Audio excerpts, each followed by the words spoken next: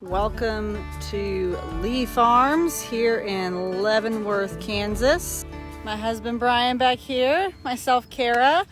We are excited to have you guys here today. And it's really special for me to have the opportunity to share with you guys today. Actually, the Certified Angus Beef brand is something that is near and dear to my heart because not only am I part of a family that raises cattle, but I'm also a full-time team member at the Certified Angus Beef brand. I have the unique opportunity to spend the majority of my time working with farm and ranching families, folks who are raising cattle with that high quality target in mind. But working for Certified Angus Beef is also kind of like an extension of the family business to me. I grew up in a farming family in southern Indiana where my dad and sister still manage a cow herd there today. I've been here in Kansas for 7 years next week after I married that handsome fella back there. And we have the opportunity to raise and manage a commercial Angus cow herd as well. Springtime is really popular calving season for farmers and ranchers across the country.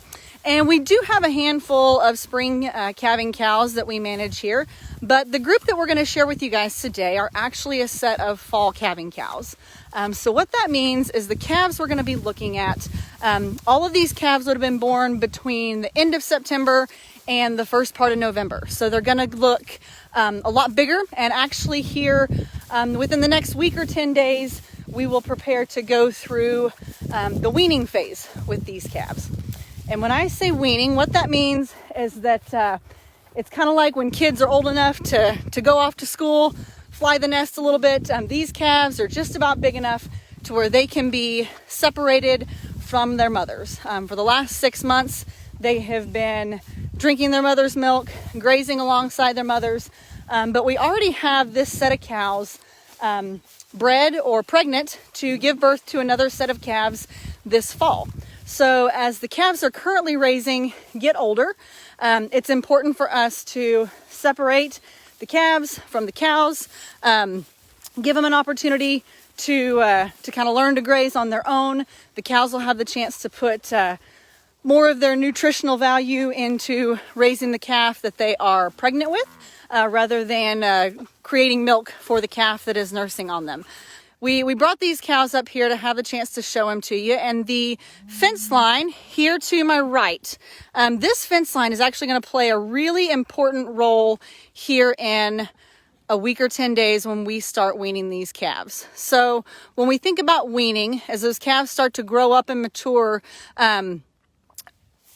weaning, if not done correctly, can be a little bit stressful. Kind of like first time you take those kids to school, a little bit stressful for mom, a little bit stressful for the kids. And so one of the things that we like to consider is any way that we can possibly make that weaning process as low stress as possible. We want to make sure that we do that. So when we wean these calves, we will basically sort off the calves from the cows, and all of the calves will stay up here in the pasture where they are right now. And we will kick the cows over into this pasture over here. There's a lot more grass over the top of the hill they have the opportunity to graze on. But we call this fence line weaning, and basically what it does, it allows the cows to stand right over here while the calves stand right here. They can still touch noses through the fence. They can still kind of moo at each other. The cow can lick the calves on the head, whatnot. But they have some segregation with that fence there in between them. The calves won't be able to nurse. And eventually, after a couple of days, the calves will kind of lose interest. They will literally find greener grass somewhere else. They'll probably start wandering over to this side of the pasture. And eventually the cows will kind of start to lose interest as well, and they'll head back into the back. We talk about how important environmental management is in terms of raising cattle. Could you talk a little bit for us about how long these cows have been out here and kind of how we'll rotate them through different parts throughout the year? Sure, these cows have been out here for roughly 2 weeks. We try and hold them off of this pen, as Kara said, so we can get some growth on it so we can turn the calves in here when they're weaned. The calves will be on here for about 3 to 4 weeks before we sell them.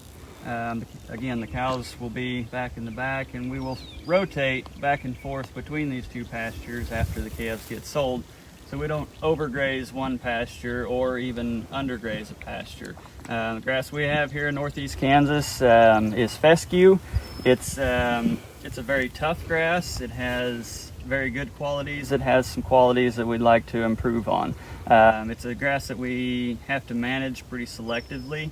It can get too tall, it can get too short. We have to have the right number of cows on X amount of acres to manage it correctly in order to not overgraze and not undergraze. Could you tell us a little bit about the types of grasses we have growing out here in this pasture? In this pasture is predominantly fescue. I would say over 90% of it is fescue. There will be some bluegrass scattered out here and there. Bluegrass, both fescue and bluegrass are a cool season grass. Bluegrass around here, this is Kentucky bluegrass. Bluegrass around here kind of runs its course by about the 1st of June and turns brown, and there's no nutrient value to it after that. So we rely on the fescue to get us through the entire summer. And we do have, in the field way over there, that field is not a pasture. That is actually a field that we cut and bale for hay in midsummer. That is called Broome grass.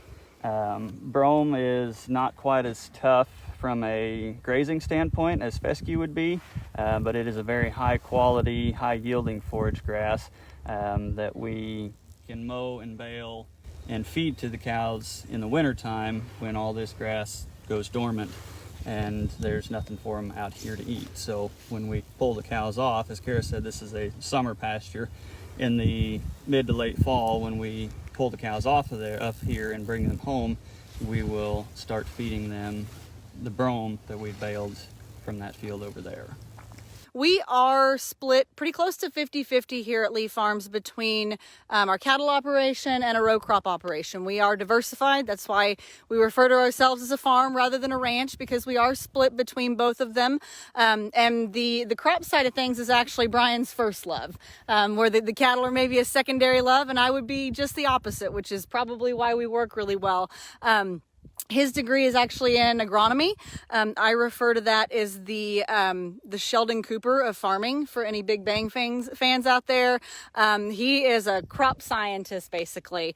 When this pasture out here starts to dry up a little bit, when the grass starts to turn kind of brown, is when we start to pull these cows off a pasture. It also coincides with Brian's favorite time of year, which is corn harvest. And so what that does is that when we pull the corn crop out of the field, we're left with some crop residue out in the field. So we have corn stalks, corn husks, and there's a lot of nutritional value in that crop residue for cattle. And so we can put up a fence, turn cows out there to graze those corn stalks once our summer grass situation has kind of depleted itself. Sometimes we're also able to even utilize cover crops. Brian, I'll let you explain cover crops. You'll probably do a better job of that than I would. Cover crops are a good opportunity to raise forage for your cattle in a field that otherwise wouldn't be growing anything, because we've already taken the main crop, in most cases corn, off of that field. It also helps with erosion control. If we have a corn crop, we take all of the corn off, all we have are stalks sticking up out of the ground. The stalks, the rows are 30 inches apart.